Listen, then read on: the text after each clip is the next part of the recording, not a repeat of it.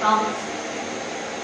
And not only that, the people who committed these atrocities are protected by a law passed by the government that they are never to be prosecuted. The majority of those who died under or were subjected to torture, arbitrary detention, or deportation were Shiites. Most Shiite families you visit today have a story to tell. Even after the 2001 referendum and the King's reforms, those wounds were not healed.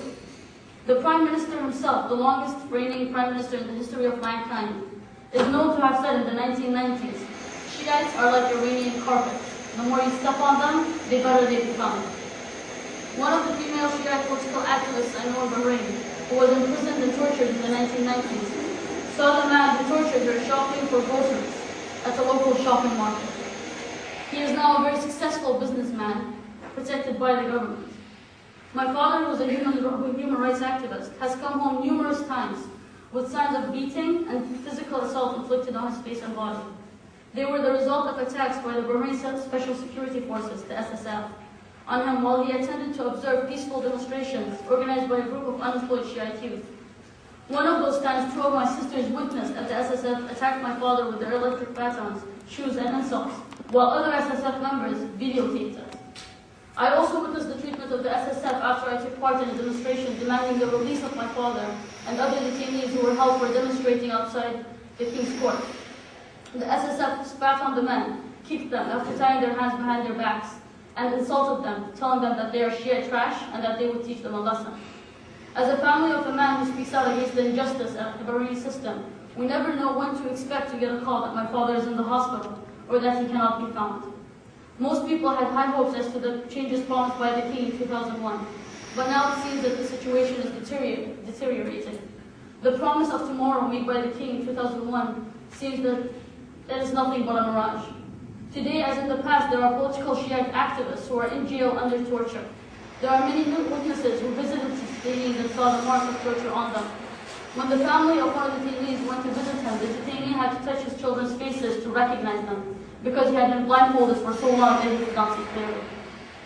Another Shiite activist who was working for the Unemployed Committee and is now in the UK under political asylum was kidnapped and sexually abused by 10 of the Bahraini secret police when he went out of his house to throw garbage.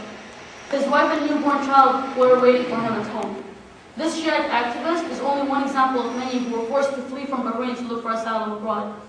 When the BBC crew came to Bahrain, I took them to different Shiite villages to interview people. Almost all Shiite residents in the two areas we visited suffered from poverty. 4 or 5 families would be living together in one house, which was not meant to hold even one family. Their houses were so badly set up that they were on the verge of collapsing at any moment. Bahrain is a wealthy country, and if there were a fair distribution of wealth, there would be no poverty in the country. One of the families had a handicapped daughter who was suffering mentally and emotionally because her family, who were poverty-ridden, could not provide medical health care for her. The members of the Shia families individually sat and spoke to us about how they were not able to get jobs because they are Shiites. In the ministries, they are placed on waiting lists, while migrant workers are hired for different positions. There is an old man came to me crying, wanting to tell me his story.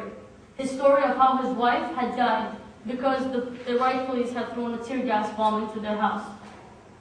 Another man was begging me to tell the English, quote-unquote, about how he felt ashamed about not having money to give his grandchildren to buy chewing gum from the cold store, and how he had to live off his son, who did not even have enough to send his children to school. The younger men were more angry than sad, though. Some of them kept raising their shirts to show me where they had been beaten by the riot police after they participated in peaceful demonstrations, asking me to explain to them what they were supposed to do. How were they supposed to stand up to the unjust of their situation? I stood there helpless, overcome with emotions, not knowing what to answer them. I could see the expectations in their eyes upon seeing a Western man and woman with a camera that came home. The worst feeling in the world is seeing the frustration in others, the expectation, the anger, the hurt, and not being able to do anything to help them. The young man kept telling me how they wanted to work in the army. They wanted to have the right to serve their own country. But not only are they not allowed that, the mercenaries brought by the government are known to be Shiites. After the events at the end of 2007, I listened to some of the victims of police brutality, all of them being Shiites. They spoke about how the Iraqi Ba'athis, who were supporters of the Saddam regime in Iraq, were bought by the government to serve in the riot police. These bodies forced some of the Shiite men they went to arrest to spit on religious Shiite symbols, and they called them dirty Shiites. These young men who were subjected to this brutality kept questioning why would the government bring mercenaries to serve in the police, mercenaries the government knew are known for despising Shiites. These mercenaries received Bahraini citizenship upon arrival in the country. Ladies and gentlemen, I have brought forth examples of what happens in Bahrain. It is crucially important to note, though, that these examples refer to situations that are systematic, continuous, and pervasive. Situations that are familiar to 70% of the Bahraini population. These situations are definitely not limited to the people I've spoken about. Many in Bahrain suspect that soon animosity will deepen so much between the two sects, that especially the youth, that it might lead to violence. It is that someday it will not be a struggle to live in our own country. I believe that someday the Shiites and Sunnis will be treated equally under the law and within the system. On that day, a Shiite child will be able to sit next to a Sunni child in a Islamic studies class and not have to feel inferior. On that day, humanity will rise above the norms and learn to see each other as humans, not as a particular color, gender, or religious sect. But rather, they will see past that and greet each other as fellow humans, all who want to live with respect, dignity, and equal rights. Let us move past the time in which government exists to divide and conquer.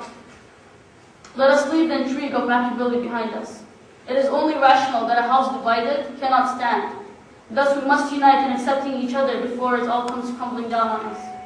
It is you, ladies and gentlemen, members of the Congress of the most influential country in the world, who are able to assist in bringing about times like these. Congressman Franks, he's the co-chair of the Task Force on International Religious Freedom, which is coordinating this briefing today. And I wanted to go ahead and just give you all a little bit of background on the task force and some of the ways that we work as background. And then I'd like to open it up to questions. So if you do have a question, you could prepare that question now and make sure that it's in the form of a question, not a statement. This is not a forum, it's a place for questions and answers. Okay? The Task Force on Religious Freedom was established about 2 years ago, and it's established on the basis of international human rights standards, and specifically Article 18 of the International Covenant on Civil and Political Rights and the